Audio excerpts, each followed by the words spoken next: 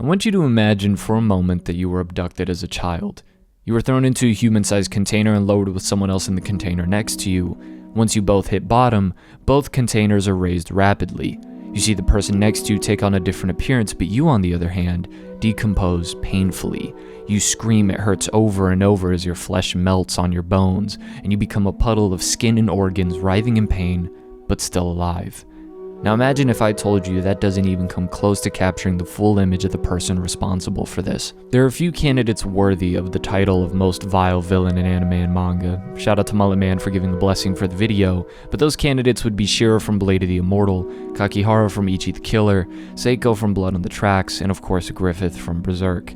I want to delve into this idea of vile, however, since it's an interesting thought on why we see characters like these as the most vile, instead of ones that from a number standpoint have done a lot more damage in their respective worlds. For example, someone like Frieza from Dragon Ball or any other mass-murdering maniac. Why do we see certain villains in a far more negative light than others, despite the damage they do being relatively less? A book I read called The Anatomy of Evil, written by Michael H. Stone, gives an interesting point on what causes us to have a visceral reaction to certain things. Very early on in the book, he gives an example of a case where a man under the influence of drugs shot 3 people. 2 lived and 1 died, but one of the survivors had been blinded in both eyes and had just gotten married last week. The jury showed a strong reaction to what happened to the blinded man, even more than the man who had actually been killed. Why is that?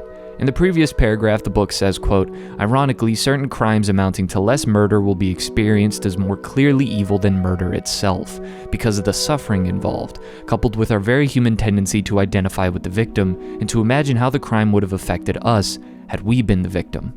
I think this portion is very telling of how we perceive stories told to us, like if we were a jury judging these characters. Hence why characters that from a pure numbers view are more evil, we don't really throw them up there when talking about vile. I seriously doubt any of us cringed physically when Planet Vegeta was being blown to smithereens.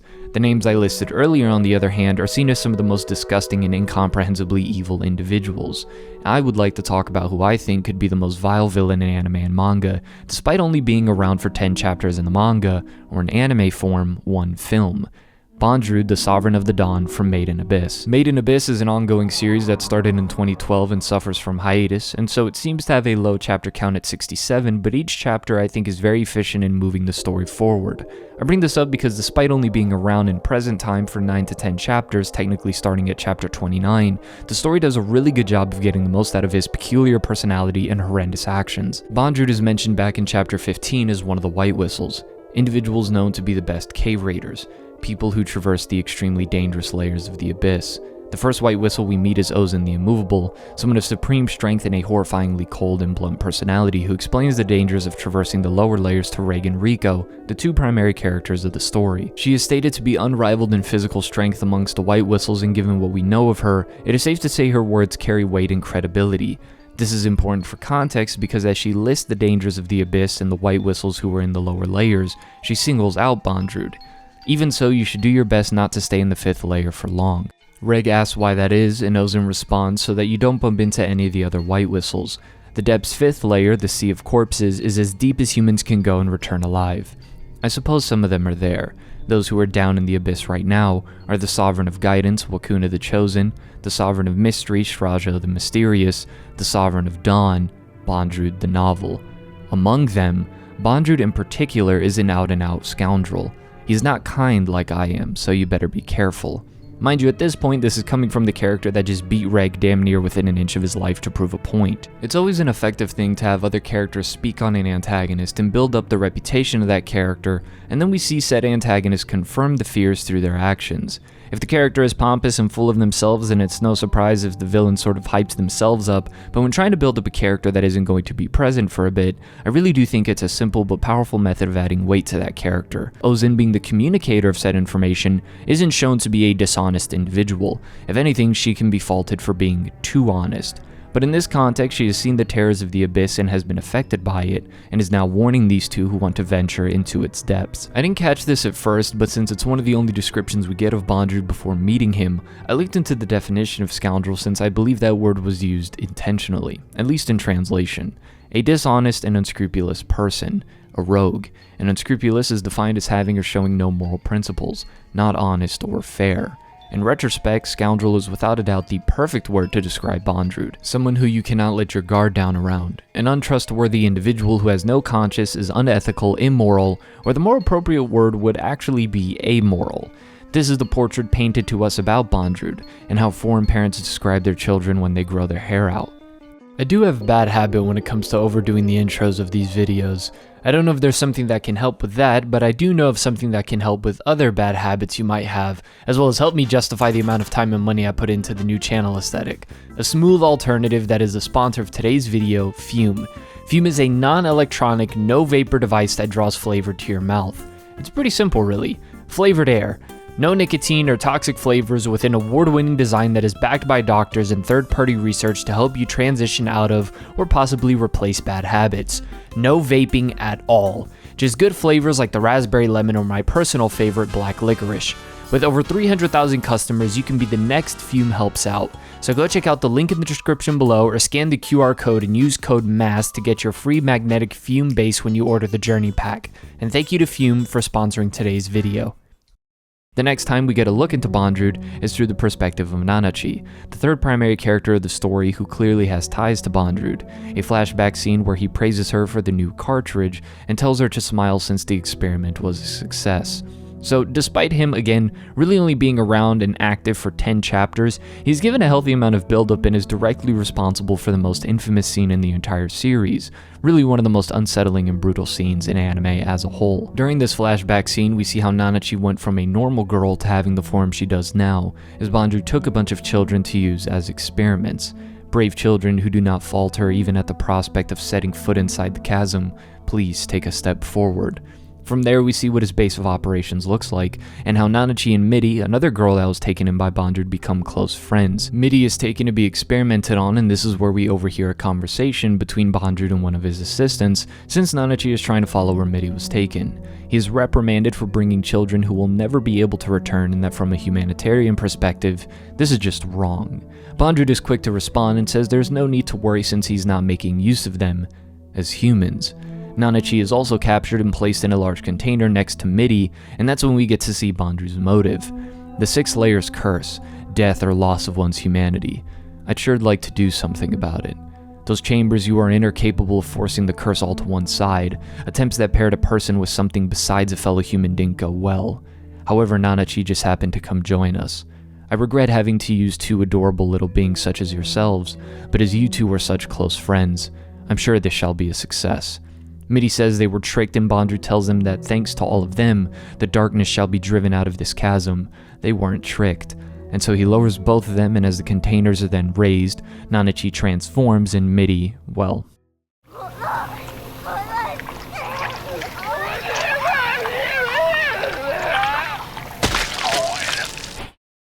Made in Abyss is a series with some of the best world building ever mixed in with a disturbing presentation.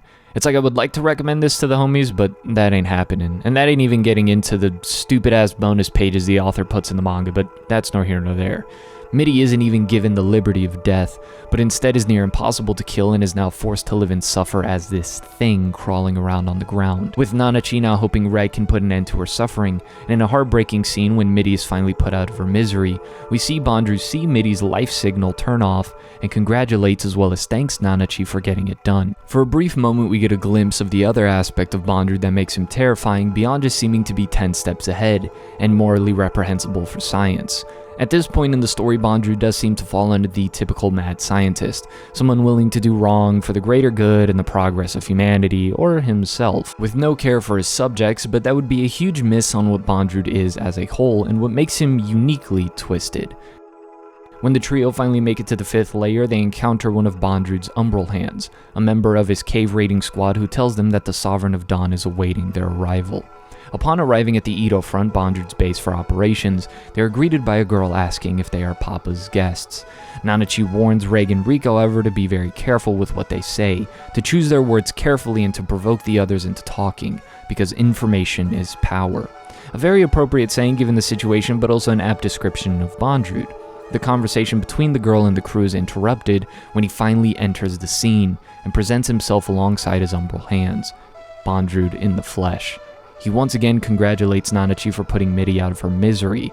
And when I first read this in the manga, I read it with a sarcastic tone, sort of instigating, but the film really adds clarity to Bondrewd's personality, especially his sincerity. Oddly enough, as shit will start hitting the fan a lot, Bondrewd doesn't show sadness, doesn't seem to show any anger or resentment, or even display the sadistic pleasure one would associate with this type of mad scientist character. But if not, his tone is constantly upbeat, joyful, caring, and at no point do we see him with a different tone behind closed doors to indicate that isn't how he genuinely is. Because up to this point, one could write off Bondrewd as the typical crazy science man again, one who belittles those who do not understand his research and a goal for the greater good, but we are soon to see that Bondrewd can't be as easily boxed in like that. A little bit of time passes and Reg and Nanachi are nowhere to be found, and Prushka saves Riko from climbing up the forbidden steps on her own. Riko asks Prushka what kind of person Bondrewd is in her eyes. Prushka responds with, "My papa's the best. He's always thinking of me." This is such a strange thing to hear given how the first scene we see Bondrewd in for an extended period of time is him showing no issue and sacrificing a little girl, but at the same time he is capable of raising a child who sees him as the best father she could have. But the next scene gives us a good look into Bondrewd and the way he sees things. We see that Nanachi is with Bondrewd and shows surprise at him having a daughter. He states their blood relationship is weak, but she is his daughter. When questioned about that, he elaborates further. Is what they call family restricted merely to those related by blood? I do not believe that to be so. Having souls that love each other is what makes people family. Blood just helps in that regard. Love.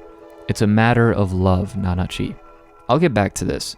Nanachi agrees to help Bondrewd again as long as Reg and Riko aren't harmed, and Bondrewd apologizes saying it's too late. And then we see Reg being brutally experimented on, as his arm is severed before being stopped by Nanachi, Prushka, and Riko. The scene where Reg gets experimented on is pretty bad in the manga, but it's even worse in the movie, although maybe not as bad as hearing Reg's name being said in the sub version.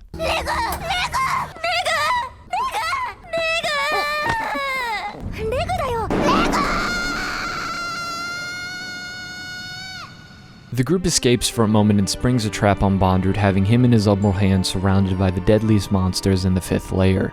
But then we get another description of Bondrewd when Reg asks how powerful he is. He is described as a monster. He was able to make an insane amount of progress, securing a base in the depths and getting rid of monsters that were fatal to explorers. But on the flip side, he used methods that were unheard of and without consulting others. And in a specific example, when plants and animals obstruct the way to securing a route, he burns them, without any regard for who or what might be in the area. The surrounding environment gets annihilated. Further, Bondrewd is described as a wanted criminal overseas, and that this person has encountered raiders touched by madness, but even Bondrewd is different from that. It was as if some strange, mysterious entity had donned a mask and was masquerading as a human. If there are indeed monsters in the netherworld, things like him would qualify. Reg believes he finally defeated Bondrewd. Prushka, watching it all go down and approach the dead body of her father, starts breaking down into tears. The Umbral hand taking care of Prushka walks over and takes the helmet off the dead body and puts it on, revealing that he is in fact the real Bondrewd. More so that he is immortal and all of the Umbral hands are Bondrewd. Leaving with Prushka, and immediately after, we see him marking her body ready to perform an experiment on her. So which one is it? Because everyone that knows of Bondrewd describes him in the worst of ways. Meanwhile, Prushka describes him as a caring, loving father. One of these clearly seems to contradict the other, but the thing is they are both true, at least in Bondrewd's mind. To him, the inhumane experiment and practices aren't done with any ill will or malicious intent. He sees suffering as a necessary part of the process. What matters is progress. So even if he is sawing you in half while you are still awake, if that contributes to the goal of conquering the abyss, then he sees it as an act of love. I might have used the word sadistic to describe Bondrewd in the past. His actions can certainly be seen that way, but he does not derive pleasure from bringing others pain. He derives happiness from accomplishing the goal. Even if the progress isn't made by himself, he is glad. He sees it as a marvelous thing. Even if it's his own death that's being caused, he always remains with a constant politeness, and we never see otherwise. This isn't somebody who understands what they are doing wrong but allows the success to hush his guilt, because he has no guilt at all. He doesn't show remorse or sorrow for his actions, outside of apologizing to Nanachi for jumping the gun and experimenting on Reg. Bondrewd is, as I described earlier, seemingly completely amoral. Not a human being killing another with some sense of morality, but more so like an animal killing another for food. He is without any moral constraint or limitation, and this allows him to view his own actions of ones of love. There is a question, however. What about all of the other children we saw that were in Bondrewd's base? We are then shown a room full of cartridges we heard of earlier. Nanachi explains that the kids were experimented on and are turned into living, suffering, fleshy curse repellent and shoved into containers so that Bondrewd can explore the 6th layer of the abyss. A fight between Bondrewd and Reg breaks out again, and a huge explosion causes them to descend into the lower layer. We see a bunch of hollows crawling around, and Bondrewd begins naming them. Shako, Iten, Sumiko, Puel, they all have names, you see, as the hollows crawl onto Bondrewd. This is what's left of the children who were experimented on like Mitty. When one of the cartridges runs out and the fight continues, he says, My, Resima is finished. She was one of my kind-hearted masterpieces. She dreamed of becoming a princess, you know. Isn't that cute? So not only does he remember each of his victims by name, but also their hopes and dreams, further showing that he believes all that he is doing has been out of care. The fight continues, and all of the cartridges run out, giving Bondrewd a similar transformation to Nanachi, which he refers to as a blessing, because in his mind, a curse or a blessing might as well be the same thing. As the cartridges shoot out, he continues to name them one by one. Takiri, Terethia, Nopero. And the final cartridge shoots out, and Manya, Prushka's pet, runs out and licks the liquid spilling from the cartridge. Ah, it was truly a marvelous adventure. Was it not, Prushka? To really drive the heartbreak of this moment further, we're given an extensive flashback into Bondrewd taking care of and raising Prushka, helping recover her mind from the harm of the abyss, giving her a name, and giving her Manya, and doing all he can to make sure she is okay and happy. In the flashback, he seems like an outstanding father, to the point that when she believes he was killed, she mourns for him, and even in her current state as fleshy fuel, she wishes to overcome anything together, only wishing to go on adventures together one day. This is what really makes Bondrewd a unique type of evil, because oftentimes we hear that villains believe what they are doing is the right thing. That isn't always the case, but often for the morally gray antagonist it is so. Him using himself to further advance is an act of self-love. Him using someone else in the way he seems fit is an individual act of love regardless of the greater good. He is the so-called sovereign of the dawn, and so he has control over everything in his sight, and so he has no need to be held down by morality. As long as progress is being made, that's all that matters. Hell, even once he is defeated, he shows no qualms about it and simply states that now his aspiration is to see Reg, Riko, and Nanachi succeed. All in the name of progress. Prushka in her final moments then turns into a white whistle for Riko to use, which could be argued as part of Bondrewd's plan all along. Considering that he always seemed to be a couple hundred steps ahead, I wouldn't put it past him. Still, one thing is to see your test subjects as nothing, and another is to derive a sick, twisted pleasure from their suffering, but it is an entirely different kind of twisted to see each of them as your beloved children, and that the one that you personally raised as your closest child, and yet you can still mutilate them and have them either live forever as a hollow, or live as fleshy fuel until they expire. It's incomprehensibly evil how someone could be capable of this. Now, is he worse than Griffith like I put in the thumbnail? It's debatable, but you clicked on the video and watched, so once again, all in the name of progress. Someone who at some point might have had some sense of morality, although we're never really told that, but was lost throughout the transferring of his soul from one body to another. But how could someone have such a detached view of the horrors he commits on others and love, be it someone he just met or his own daughter? Well, as Bondrewd says, a prayer cannot be born from one who only knows of joy. And once again, thank you to Fume for sponsoring today's video.